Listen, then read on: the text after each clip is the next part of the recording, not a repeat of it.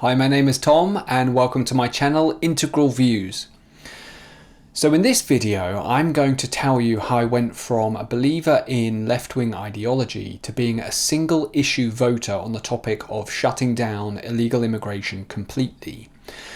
An illegal migrant hotel opened up 200 meters from my house, and this video is going to be detailing my experience after that occurred. Now, first of all, note that I'm not suggesting in any way that all asylum seekers are criminals, and I'm not applying this to all immigrants whatsoever. So this is specific to my experience, and I want to make that absolutely clear from the beginning. But this is an accurate portrayal of my experience. So now I thought long and hard about making this video or not.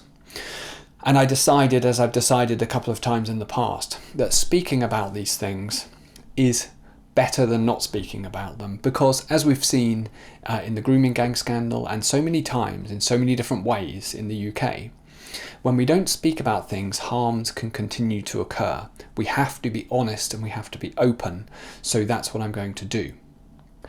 Now, I moved my family to an area after studying it, visiting it, and making sure that it was a low crime area. It was specifically one of the lowest crime areas around, okay?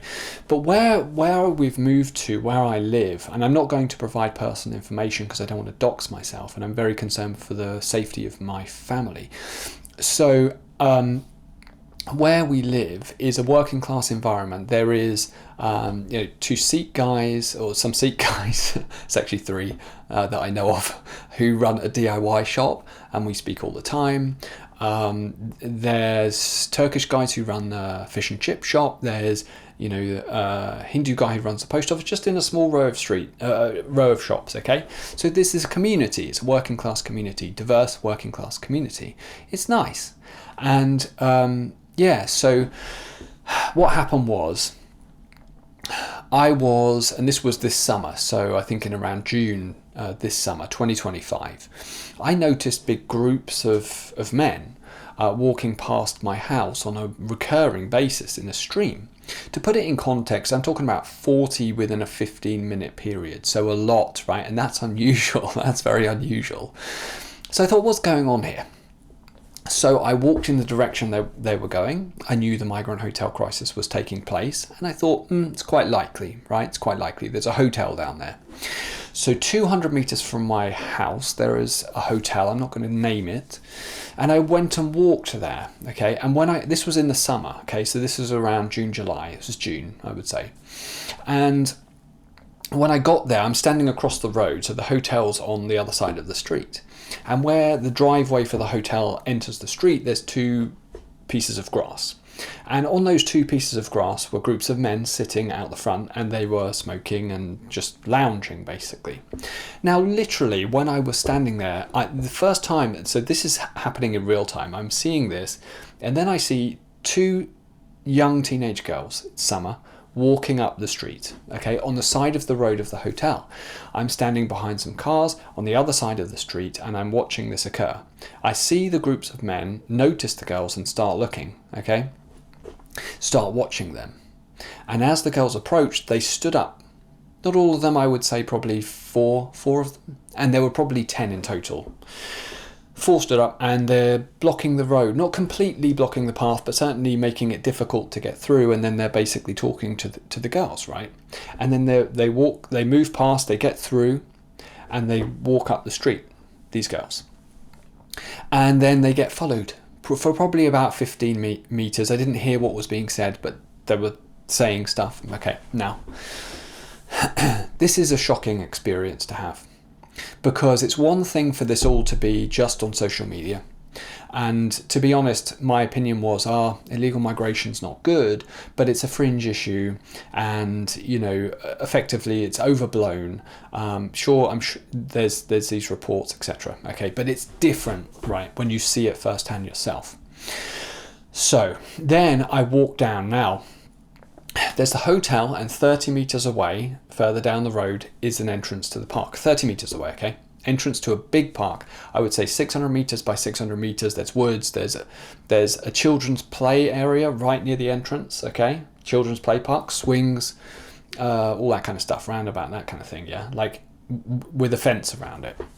And yeah, there's little trails. You could go anywhere in that park, huge park, okay?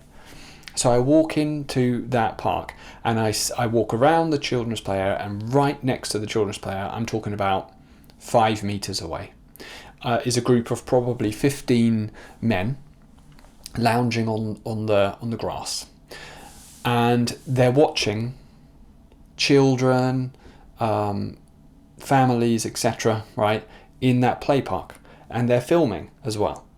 Now, that play area, that children's play area, is like a local hangout for teenage girls. That's the way it is. It just is. That's where they go. There's a skate park that's quite close. So, this is shocking for me.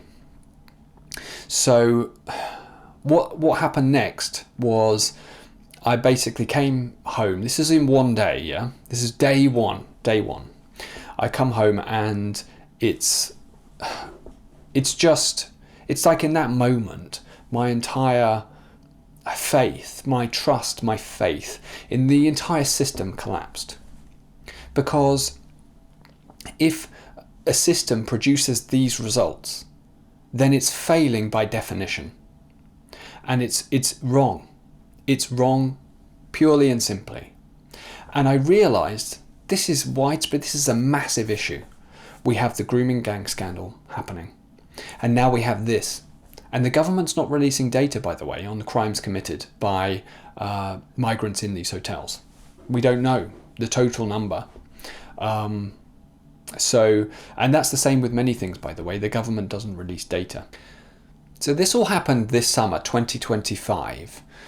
I think the hotel opened up a year before, right? But essentially, how that felt was, well, basically, I remember feeling just extremely angry and disappointed. I actually felt sick. I felt sick, like I didn't know what to do with myself. You know, like I couldn't believe what I'd witnessed. And the thing is, I was thinking, do I report this or not? And what am I reporting? That, you know, some people walk past, and I know with everything in the media that it's just, my opinion, honestly, is that it just wouldn't be seen for what it is. And what can they do anyway if someone walks past? What are they going to do?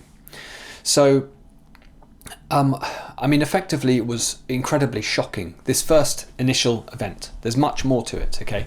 This was the beginning for me. Now, this video is going to be in part 1 of a 4-part series, because when this happened, I then spent months looking into it. I got as clear understanding, because I want to know what's happening here, right? I got a clear as understanding as I possibly could on the numbers, on the crime rates, based on what data is available, on the legality, the ECHR, all sorts of stuff, right? And so this is part 1 of a 4-part series. I'm going to put it in a playlist. If you're interested in that, then subscribe to my channel. You're going to see those videos coming up next. By the way, this isn't an easy video for me to make, because I don't do this with glee. It's not something, yeah, let me go and do that. It's something that I do with a sense of responsibility, basically, and I weigh it up very seriously. And you know, I think ultimately by not speaking we cause more harm. That's the conclusion I've come to.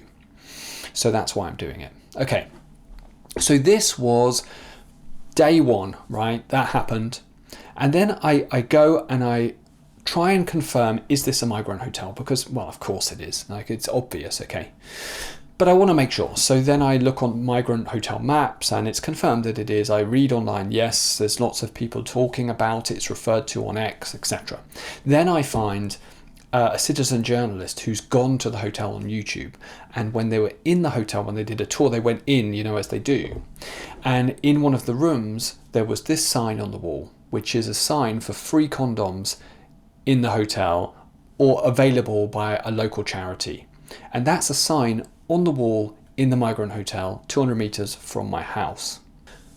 So that was day 1. Not pleasant. Okay, now bear in mind, I've got a family. That park is where my kids will go to play. It's off limits. That's the main community park. Okay, and now it's off limits. It's unsafe. I'm not comfortable with that. Okay, and how can I be comfortable with anything when I've literally got... So what happens is that these groups of men, and I've never seen one woman with them, walk past my house in the stream, and it's like clockwork because there's a schedule. I think they have to get back for lunch. So, but it's not only that, it's all the time. I can't escape it. It's in front of it's my daily reality, and it has been for months. And within 500 meters of this hotel are 2 primary schools and 1 nursery, okay? Within 500 meters of that hotel. Now, near my house, about 300 meters away from the hotel, is a row of shops. This is a row of shops with the Sikh men who run the DIY shop, the Hindu man who runs the post office. It's a small row, right? And then there's a co-op, okay? I have had individual occurrences, not triggered by me, of each of the people in those shops speaking about this. Plus there's a cafe, and I walk past, and again I overhear the same thing. It is a massive community issue, and it's being put on this community, right, against the will of the community. We didn't get any warning for any of this. I had to just figure this out myself, same as everybody, okay? And so I go in co-op, and the staff are I overhear the staff talking about it. There's no one else in the shop, and I walk in, and I walk into their conversation where they're talking about this, okay? Before they notice that I'm in there. So now it's a massive issue. It's a massive issue. Now, between my house and the co-op is a small path, and I see that path from my bedroom window, okay? And there's grassy, it's nice. There's a tree and there's grass. It's nice. And basically, what I've seen is these groups of men walking down that street from co-op, littering. I've witnessed it myself many, many times. Now, I go out and clean that litter up. Not only me, but other people from the community. It's just a ridiculous situation. Ridiculous. Absolutely. It makes my blood boil. It really does. During this summer, and just before, it was even before I went and investigated, okay? Because down toward the hotel, I don't go there that often. I go there at night for walks in the park, but at night there was... Actually, you know what? At night I noticed big groups of people who were basically partying in the park. Now I can't say they're definitely from the Migrant hotel, but didn't have them before. And yeah, it's men, basically, you know what I mean. So now to the co-op, right, I noticed a big change. Co-op started employing security guards that would watch people all the time. Then there were security tags put on loads of different items, just the ridiculous items like protein bars have full wrap security tags. It's crazy, okay? Then the pharmacy, right, has everything behind perspex now. Never used to be the case. You go in there, and I talk to the staff in there, and they say it's ridiculous. You know, we know this is happening, and now we have to do this. So if you want basically anything, you have to ask. And then they come and they take it out, this perspex thing, and they give it to you, right? It's ridiculous. The shelves are basically empty. It's a big change, okay? Constant reminder of what's changed. So here are some shoplifting statistics in this row of shops in this area, okay? Went from 2 per month reported, right, to 61 per month within a 4-month period. Okay?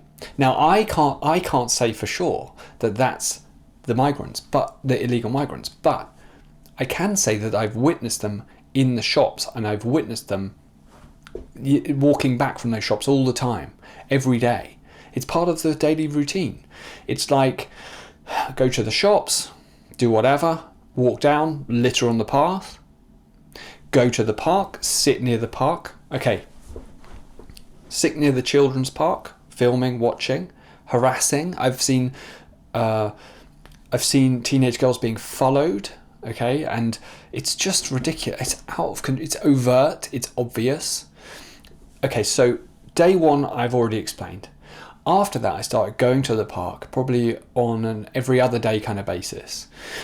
just to kind of be around, to be just in case. I sort of felt like, look, I want to get my steps anyway, so I might as well do it there, and I'll go there. Okay, so that's what I started doing. I used to do it at night in that park, but I started doing it during the day because I was concerned, very concerned, during summer. Okay, now that little children's play park is a hangout for teenage girls, right? In particular, and I've seen teenage boys there as well, but also just children generally.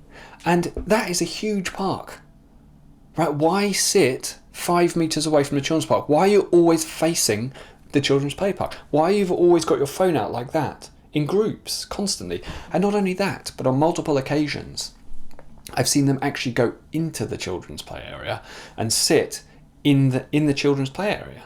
It is overt and absolutely ridiculous. This is fact. I've witnessed this, not just once, but recurring all the way through summer, okay? Not once through the whole summer of me witnessing this and being around did I ever, and there's littering in that area as well, by the way. Now, not once did I ever see the police in that park. Where the police are is in the town centre, in a very upmarket, nice shopping centre, okay? That I won't name, but one of the big ones. And they're there with their table and they're interacting with people who are, probably retired and going and live in a different part of town, affluent and fine. And they're interacting, all lovely, okay? Not near the hotel, not where I am, not seeing what I'm seeing. And that's infuriating. It's infuriating. So now what am I going to do? I'm going to call the police, right? And say, oh, I see some people kind of sitting in the park watching near the play area. It's just ridiculous. There's not a crime, right? So it's maddening. It's maddening. It really is. Now, of course, my kids, their friends, they can't go to that park anymore. Off limits. Not only that, do I really feel okay? Yeah, just go and be in the local community, walk around, go and do stuff, walk to your friend's house, just go up, no problem. I feel very uncomfortable. When I walk into town, so there's the row of shops, but there's a town close, and it's probably a kilometre, something like that. When I walk up there are basically big groups, right, of men. Always men. Always. I haven't seen a single female that I assume is a part of these groups, okay? And I know who they are because I know the routine and I know where they go. Okay, I'm not just making assumptions. And they're coming back in groups. And the thing is that what really got me was they don't move off the pavement and make way. It's like I have to step aside off the pavement. This is a recurring theme. So I'll cross over to the other side, And to be honest with you, now I just don't move. If you want to walk into me. Because I'm not having it. So, but this is my daily reality. This has been all summer. This is my daily reality.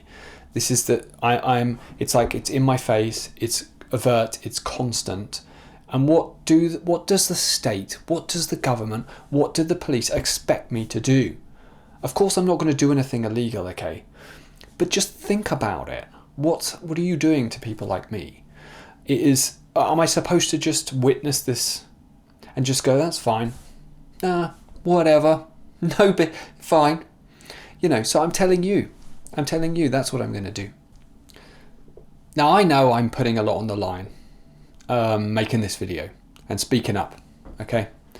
And if you can share the video with someone that you think needs to hear this message, I'll give you some context, okay? So I am someone who lived sort of half of my childhood in the UK and half of my childhood in international schools in lots of different countries.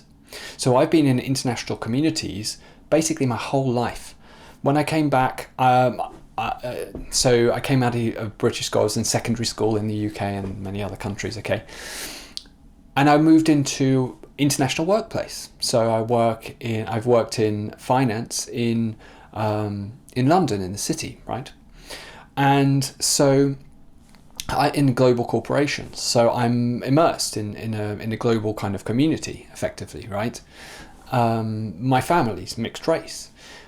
So, the thing is, the danger, just by the way, just as an aside, is when this issue isn't dealt with, when issues of bad kinds of migration, including illegal immigration, are not dealt with and properly distinguished, then what it does is it puts all immigration at risk, and it causes division in society. And that's what I think the government is causing. I think Keir Starmer is causing that, is causing this division directly. He doesn't think he is. He thinks he's holier than thou with an amazing message of love and whatever.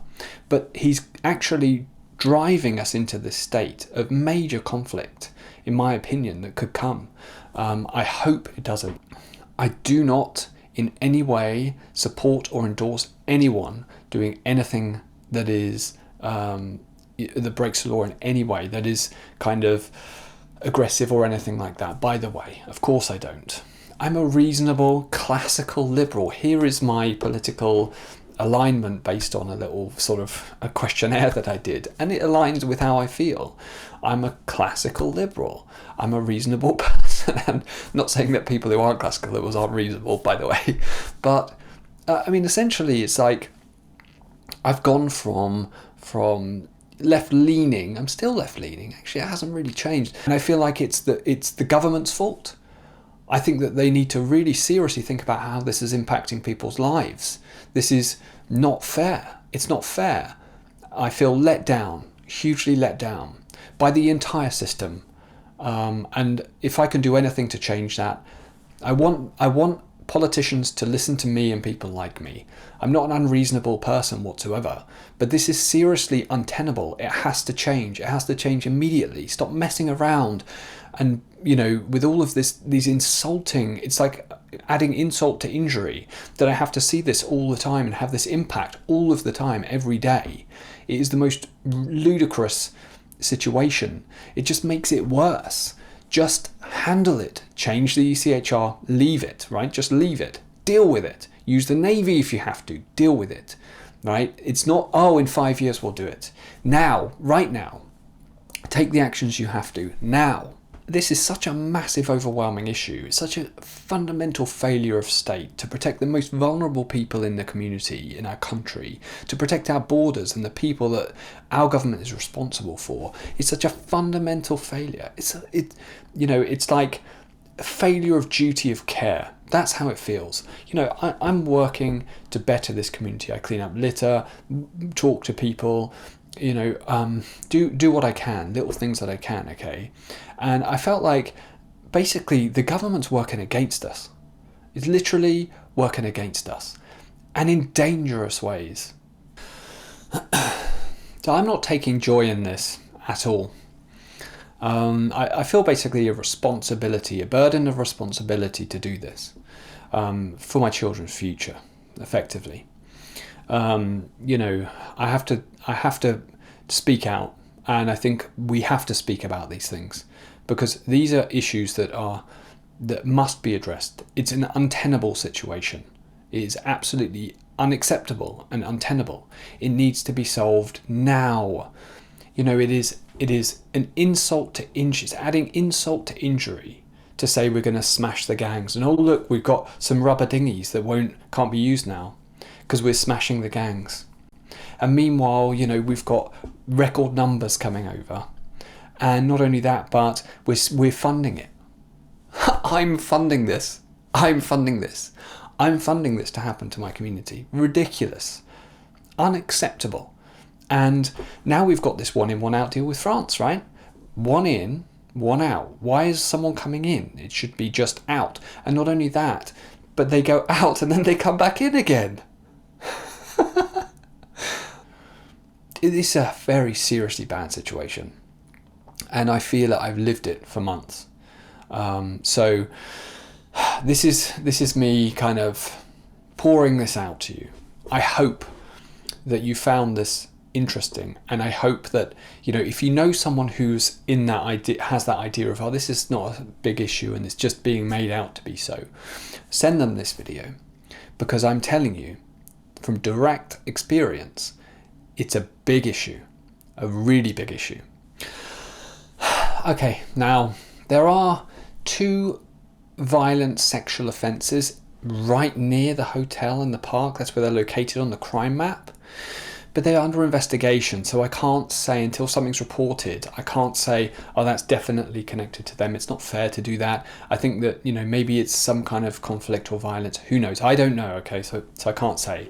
But that, I'm keeping my eye on it. I'm keeping my eye on them, and it wouldn't surprise me if something comes up, okay, in the media at some point. And if it does, I will report it on this channel. Might be a bit difficult actually, because I'll dox myself. Actually, I probably won't. But yeah, so I'll just say, I guess I'll find some way of communicating it. Anyway, so this is part 1 of a 4-part series. I'm going to go really in detail on the volume of illegal migrants here, the economic cost, the crime. I'm going right in to put everything I possibly can. I'm going to detail how the government is not releasing certain information, for example, visa overstayers, that makes it difficult for us to calculate things. I have to rely on Denmark and Netherlands to get sort of comparable statistics. It's a ridiculous situation, okay? So, yeah. That's it for today. I've gone on for long enough. I think you get the point. So look, I hope you found that interesting and valuable. Thank you so much for watching. Please subscribe if you haven't. Please like the video if you liked it. All right, cheers.